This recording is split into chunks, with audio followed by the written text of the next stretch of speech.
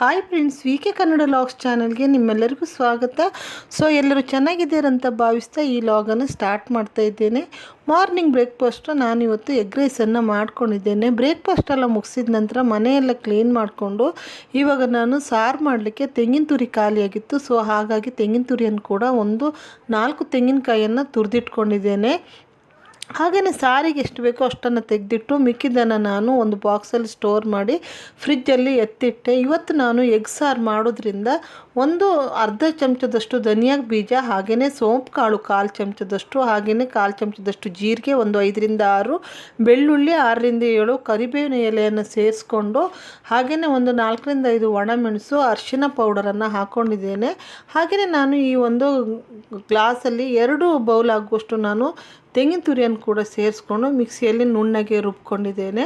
ಹಾಗೆಯೇ ಇವಾಗ ನಾನು ಒಂದು ಪಾತ್ರೆಗೆ ಹಾಕಿ ಅದಕ್ಕೆ ಬೇಕಾಗುವಷ್ಟು ನೀರನ್ನು ಸೇರಿಸ್ಕೊಂಡು ಹಾಗೆಯೇ ಉಪ್ಪನ್ನು ಹಾಕಿ ಚೆನ್ನಾಗಿ ಇದನ್ನು ಮಿಕ್ಸ್ ಮಾಡ್ಕೊಂಡಿದ್ದೆ. ಹಾಗೆ ಒಂದು ಟೊಮೆಟೊ ಹಾಗೆ ಒಂದು ನೀರುಳ್ಳಿಯನ್ನು ಕೂಡ ಕಟ್ ಮಾಡಿ ನಾನಿವಾಗ ಈ ಮಸಾಲೆಗೆ ಹಾಕಿ ಮಿಕ್ಸ್ ಮಾಡಿ ಇದನ್ನು ಚೆನ್ನಾಗಿ ಮಿಕ್ಸ್ ಮಾಡಿದ ನಂತರ ನಾನು ಇದನ್ನು ಇವಾಗ ಕುದಿಲಿಕ್ಕೆ ಇಟ್ಟಿದ್ದೇನೆ. ಇದು ಚೆನ್ನಾಗಿ ಕುದಿ ಬರಬೇಕು. ಹಾಗೆಯೇ ನಾನಿಲ್ಲಿ ಒಂದು 6 ಮೊಟ್ಟೆಯನ್ನು ತಗೊಂಡಿದ್ದೇನೆ.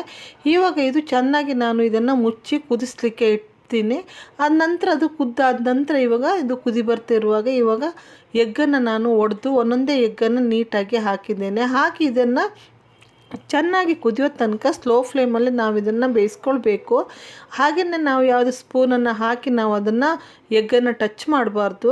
ಆ ರೀತಿಯಾಗಿ ನಾವು ಮಾಡಿಕೊಂಡ್ರೆ ಈ ಎಗ್ಗೆಲ್ಲ ಹುಡಿ ಆಗುತ್ತೆ. ನಾನು ಹೇಳಿದ ರೀತಿಯಲ್ಲಿ ಇದನ್ನು ಹಾಗೆ ಸ್ಲೋ ಫ್ಲೇಮಲ್ಲೇ ಬೇಯಿಸಿ ಆಮೇಲೆ ನಾವು ಇದನ್ನು ತೆಗೆದ್ರೆ ನೀಟಾಗಿ ಎಗ್ ಕ್ಲೀನಾಗಿ ಅದು ಇಡಿಯಾಗಿ ಸಿಗತ್ತೆ. ಹಾಗೆಯೇ ನಾನು ಕೊನೆಯಲ್ಲಿ ಇದಕ್ಕೆ ನಾನು ಒಂದು ಬೆಳ್ಳುಳ್ಳಿ ಹಾಗೆ ಕರಿಬೇವಿನ ಎಲೆಯನ್ನು ಹಾಕಿ ಒಗ್ಗರಣೆಯನ್ನು ಕೂಡ ಮಾಡಿಕೊಂಡೆ. ಹಾಗೆ ಕೊನೆಯಲ್ಲಿ ಒಂದು ಸ್ವಲ್ಪ ಕೊತ್ತಂಬರಿ ಸೊಪ್ಪನ್ನು ಕೂಡ ಹಾಕಿ ನಾನೀಗ ಎಗ್ ಸಾರು ಕೂಡ ರೆಡಿ ಆಯಿತು.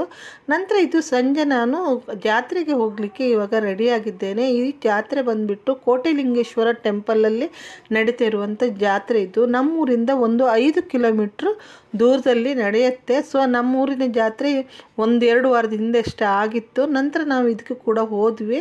ತುಂಬಾ ಜನ ರಶ್ ಇತ್ತು. ಹಾಗೆಯೇ ಇದು ತುಂಬಾ ಅಂಗಡಿಗಳೆಲ್ಲ ಕೂಡ ಜಾತ್ರೆ ಅಂದ ತಕ್ಷಣ ಈ ರೀತಿ ಅಂಗಡಿಗಳೆಲ್ಲ ಕಾಮನ್ ಆಗಿ ಬರ್ತವೆ. ಹಾಗೆ ಈ ಪಾತ್ರೆಗಳೆಲ್ಲ ಇರ್ಬೋದು, ಬಟ್ಟೆ ಅಂಗಡಿಗಳು, ಹಾಗೆಯೇ ಕೆಲವೊಂದು ಬೇರೆ ಸ್ಟಾಲ್ಗಳನ್ನೆಲ್ಲ ಹಾಕಿದ್ರು. ಸೊ ಅದನ್ನೆಲ್ಲ ಹಾಗೆ ನೋಡ್ಕೊಳ್ತಾ ಹೋದ್ವಿ. ಹಾಗೆ ನಾನೇನು ಎಂಥ ಪರ್ಚೇಸ್ ಎಲ್ಲ ಮಾಡಲಿಕ್ಕೆಲ್ಲ ಹೋಗಲಿಲ್ಲ.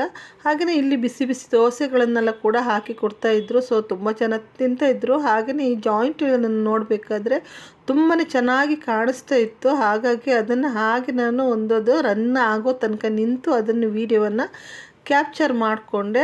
ಹಾಗೆಯೇ ಇದು ಬಂದುಬಿಟ್ಟು ಕಲ್ಲಂಗಡಿ ಹಣ್ಣುಗಳನ್ನೆಲ್ಲ ಒಂದು ಬೌಲಲ್ಲಿ ಹಾಕಿ ಅದನ್ನು ಕೂಡ ಸೇಲ್ ಮಾಡ್ತಾಯಿದ್ರು. ತುಂಬ ಕೋಲ್ಡ್ ಇರೋದ್ರಿಂದ ನಾವು ತಿನ್ನಲಿಕ್ಕೆಲ್ಲ ಹೋಗಲಿಲ್ಲ. ಹಾಗೆಯೇ ಈಚೆ ಕಡೆ ಬಂದರೆ ಈ ಜೋಳನೆಲ್ಲ ಕೂಡ ಸುಟ್ಕೊಡ್ತಾಯಿದ್ರು. ಹಾಗೆಯೇ ಈ ಜಾತ್ರೆ ತುಂಬ ವಿಶೇಷವಾಗಿ 1 ವಾರದ ತನಕ ಇಲ್ಲಿ ನಡೆಯುತ್ತೆ.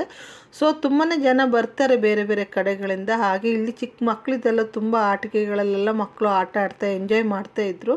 ಸೊ ಹಾಗೆ ಅದನ್ನೆಲ್ಲ ನೋಡಿಕೊಂಡು ನಾವು ಮನೆ ಕಡೆ ಕೂಡ ಹೊರಟ್ವಿ. ಸೊ ಇದಾಗಿತ್ತು ನನ್ನ ಒಂದು ಚಿಕ್ಕ ಲಾಗು.